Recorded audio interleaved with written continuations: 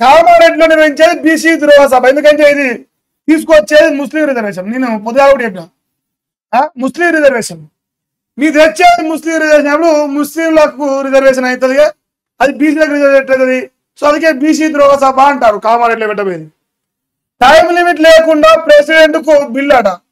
BJP అంటూ తప్పుడు ప్రచారాలు చేస్తారు. బీజేపీ స్టేట్ చీఫ్ రామచంద్ర రావు ఇదే వచ్చింది సమస్య. పక్కన నీకు రావు ఉండడమే దీని గురించి మాట్లాడితే నువ్వు మాట్లాడితే పెద్దగా శాంతి ఉండదు. ఇప్పుడు 42% బీసీల రిజర్వేషన్ అంటే నేను మార్నింగ్ కూడా చెప్పినా, మళ్ళీ చెప్తానా, కాంగ్రెస్ పార్టీ ముస్లింల ఓట్లు బిచ్చబడుకునే బిచ్చగాళ్ళ పార్టీ.